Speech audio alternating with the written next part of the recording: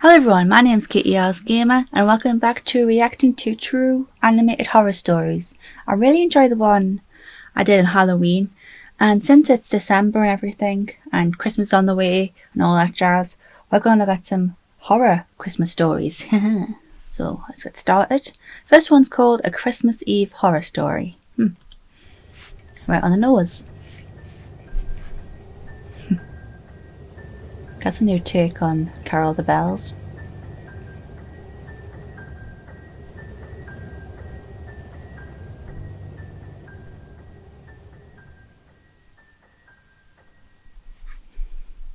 Last year on Christmas Eve, I was working late. I'm 23. I work in New York City and commute home every day on the train. Since I'm one of the younger ones in the office, I got stuck with one of the worst shifts, so I wasn't able to get home until 5 o'clock. That sucks. My family had already left a whole hour earlier to go to my cousin's house, so I had to drive alone. After having a quick snack before the half-hour drive, I got back in my car and put my cousin's address into my phone. Halfway through the drive, it started snowing. I got to my cousin's house around 6 o'clock. It was snowing heavily by this point, and I just made it in time to catch everyone starting dinner. I brought all of my gifts inside and cheerfully said hey to everyone. I stayed until around 11 o'clock. The rest of my family left a little sooner. I stayed an extra half hour or so just to hang out before leaving myself. By the time I was leaving, the ground had accumulated at least 2 feet of snow, and it wasn't even done snowing. Wow. The drive home was nightmarish. The roads were hardly even plowed, and I had to drive under 20 miles per hour on most roads. The roads were completely dead at this point though, most likely because everyone was smart enough to go home before the snow accumulated. Eventually I turned onto a main road that I'm sure would usually be bustling, but at 11:15 on Christmas Eve night, there wasn't a single car or a single light from a store. It was a ghost town. But then I did notice the flashing taillights of one car. It was parked on the side of the road, and the smoke seeping out from its exhaust with the taillights giving it a red tint. As I got closer, I realized there was somebody next to the car waving their hand in the air. I assumed something was wrong and they needed help. So, me being the good Samaritan I am, I pulled up behind the car. When I opened my door, the guy approached me immediately, barely even giving me time to step out. He was an average-sized man, probably 5'10", 180 pounds. He spoke in a very demanding voice, asking me if I know anything about fixing an engine. Well, the chances of that. I didn't know much about cars. The guy responded very quickly to everything I said. He told me it's fine.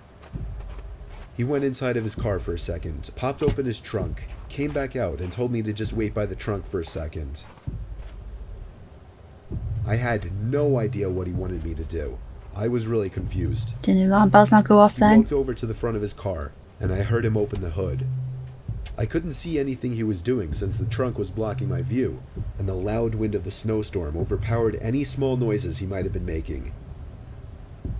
I put my hand on the back of the car and leaned my body in anticipation, when suddenly I heard 3 or 4 quick and aggressive footsteps in the snow behind me before I was pushed into the trunk. The man tried to close the trunk on me, but I kicked my feet up in resistance and held it up. I was able to overpower him and kick the trunk open completely. As I took advantage of the few seconds I had to get out of the trunk, I took out my keys.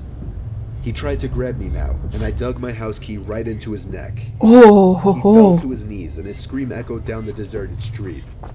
I was in my car and halfway down the road before he could even get up from his knees. Wow. A little further down, I called 911 and reported the guy. I came back in 10 minutes to find blue and red lights illuminating the windows of the deserted stores. The police held him until the ambulance arrived for him. I watched the whole thing, and nothing ever felt better in my life. I got home safely half an hour later and told my family everything. I was still very shaken that Christmas, and this remains possibly the most horrific thing I've ever experienced. Okay. Wow. That's a situation I never hoped to find myself in. And you thought quick grabbing your keys and stabbing him in the neck, because that would hurt. But whatever happened to the man though? What was he? Who was he? What did he do to other people? Wow. So the next one is right on the nose again, a creepy Christmas time story.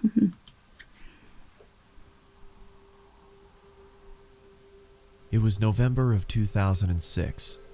I was a 16-year-old kid living in the town of Altoona, Iowa. I would have went to been bed 10. early one night because I had to work the early shift at McDonald's. As I slept, I had a dream that I was running through downtown Des Moines, but I wasn't on a jog. I was running from something.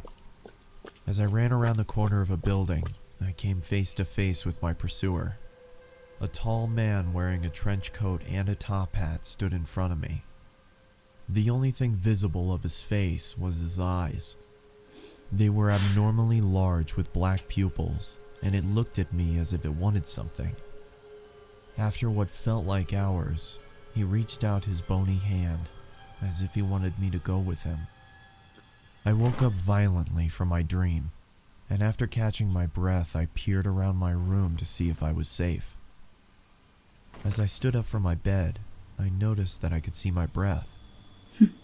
Feeling confused, I checked my window. It was latched Are you shut. still dreaming? I then walked over and checked my vent.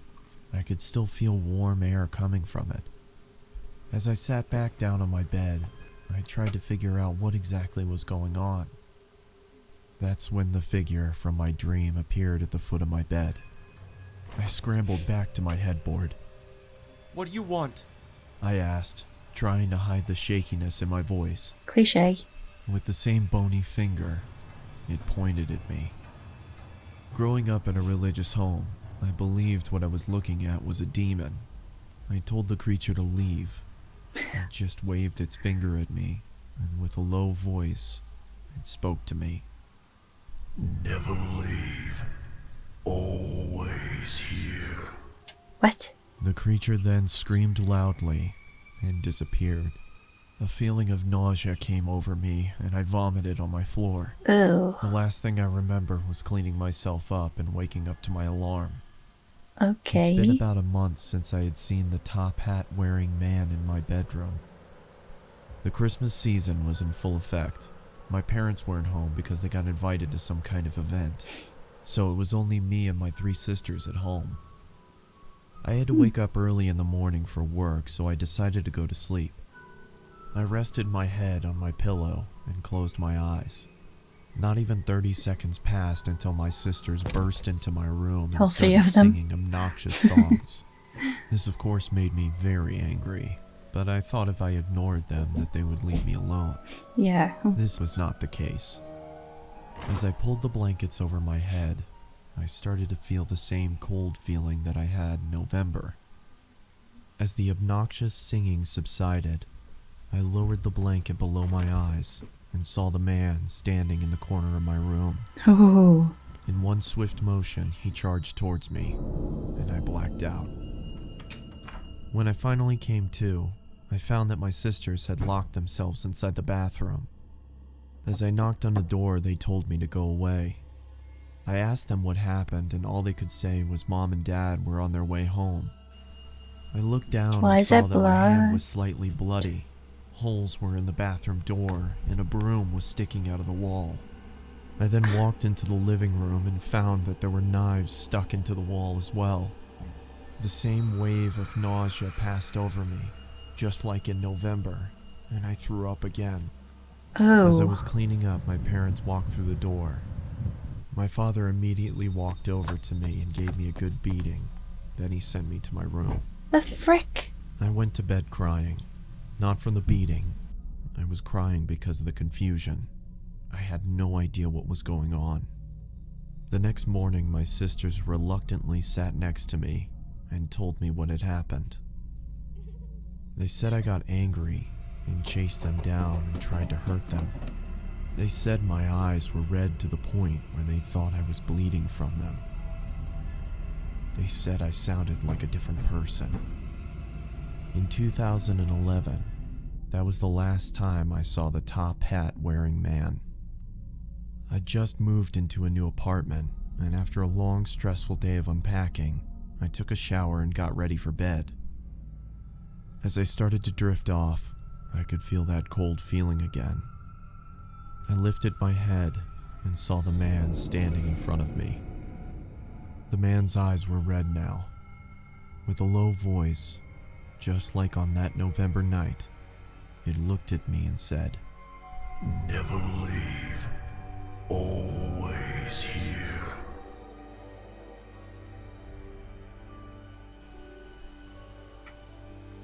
Okay, a story. So,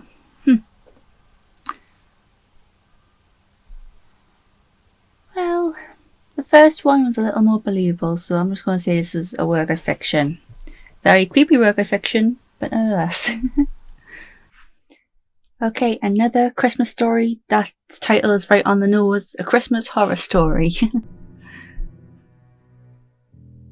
This story took place about 5 years ago on Christmas Eve night.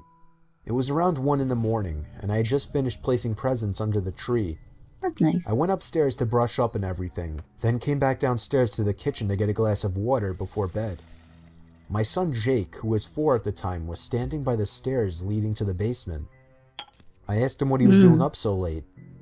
He pointed down the stairs and said, "Santa." I picked him up and carried him back to his room. No. I took a glass of water and went to bed. Santa comes down the chimney, not the basement.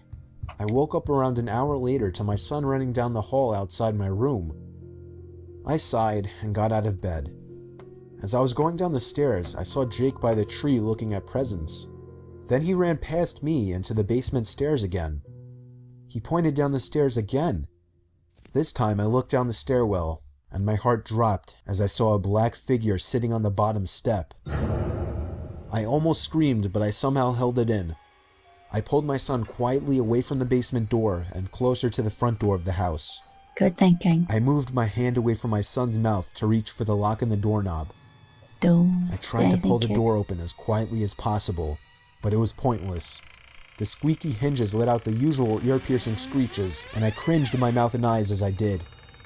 Suddenly, Just there get were out heavy of there. stomps coming from up the basement stairs. Just get I out of there. screamed and pushed open the storm door and practically threw Jake outside. I shut both doors behind us and we ran to the neighbor's house. I rang the doorbell as fast as possible, probably 30 times before they answered. After that, we went inside and stayed there and waited for the police.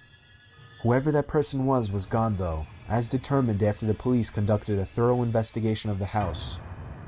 I ended up lying to Jake, telling him that actually was Santa Claus, but a few What? years later, he remembered the incident and became a little more wise to what actually happened.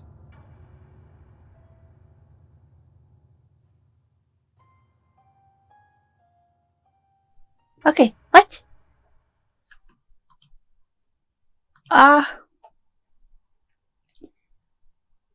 You lied? And did I hear that right? Let's go again. Conducted a thorough investigation of the house. I ended up lying to Jake, telling him that actually was Santa Claus. You did, okay.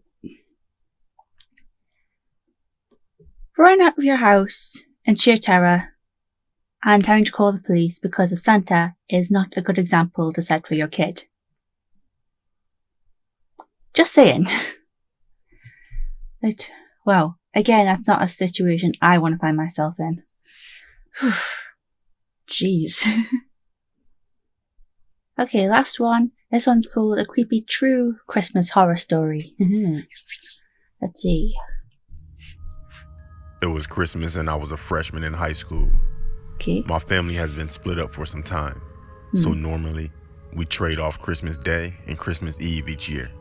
And this year, I had come home early from my grandparents' Christmas party, while everyone else was at my aunt and uncle's celebrating another party. When I was dropped off, my cousins offered to stay with me for a few hours, but I It's nice of declined. them. I Aw. thought I could watch some of my new DVDs and get some alone time in his house, which is a rarity.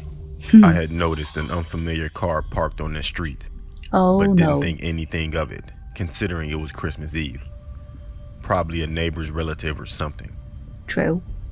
I hadn't been home for more than 15 minutes when there was a knock at the door. I unlocked the door and opened it only a crack to see a man standing there.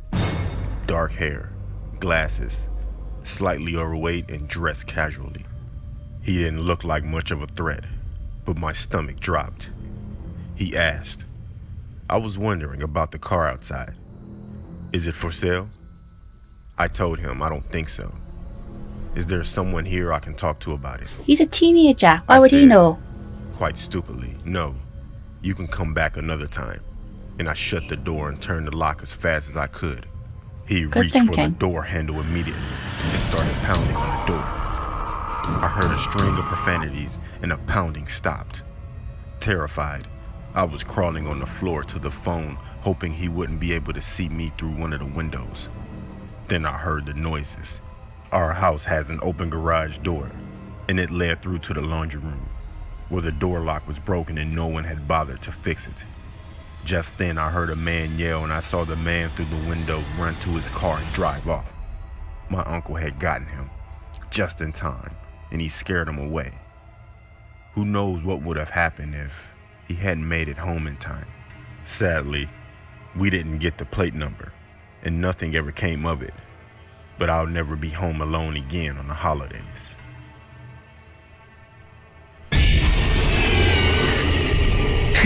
Okay. Nice touch. Any more? There's 20 seconds left. Okay, maybe not. Wow. Again, another situation I hope to never find myself in. Oh. But that lad has a good uncle, and whew, I didn't want to know what would happen either if he didn't get there in time. Jeez. Well, again, I enjoyed that very much, and I think I'll do another one sometime in the future. Yeah, anyway, I'm going to end it here. If you liked it, hit the like button, and don't forget to subscribe for more. See you soon!